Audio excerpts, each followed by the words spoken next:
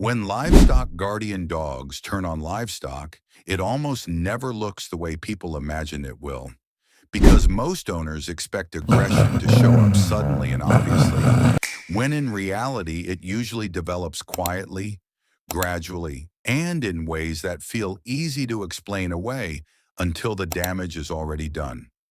LGDs are brought onto farms with the expectation that protection is automatic, that instinct will fill in the gaps, and that time alone will sort things out. But what almost nobody explains is that LGDs are not born knowing what livestock means to them. They have to learn it. And when that learning process is rushed, softened, or misunderstood, the dog may never fully understand where its responsibility begins and ends. What often happens first isn't violence. It's play, curiosity, or boredom. A young dog chasing animals for stimulation, nipping at heels, pushing boundaries, behaviors that look harmless in the early stages and are often brushed off as puppy energy or something the dog will outgrow. The problem is that LGDs mature slowly, sometimes much more slowly than people expect. And when a dog grows large and powerful before it grows mentally settled, those early behaviors don't disappear. They escalate. Over time, livestock stop being something the dog feels accountable to and start becoming moving objects, stressors, or sources of stimulation, especially if the dog has bonded more closely to people, structures, or comfort than to the animals themselves. Bonding is the piece almost everyone misunderstands, because bonding doesn't mean affection, it means identity, and an LGD that doesn't identify with the livestock will never consistently protect them, no matter how calm or gentle it seems during the day.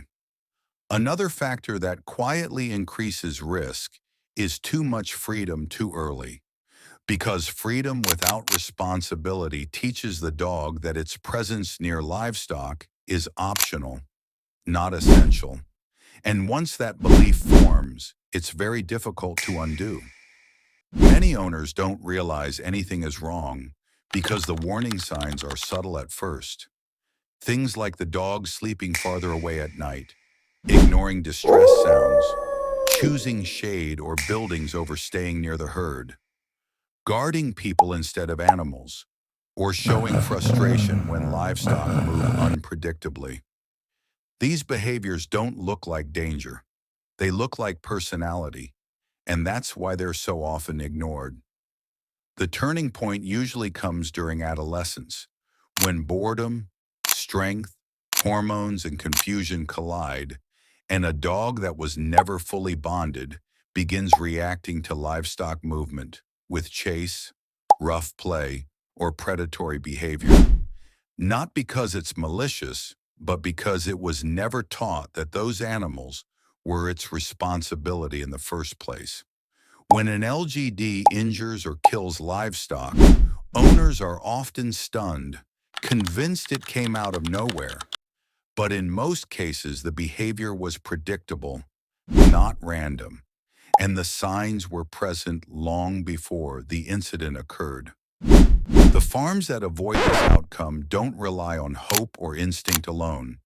They manage LGDs deliberately by limiting freedom during adolescence, supervising interactions closely, correcting chasing immediately, prioritizing livestock bonding over comfort, and accepting that kindness doesn't mean permissiveness.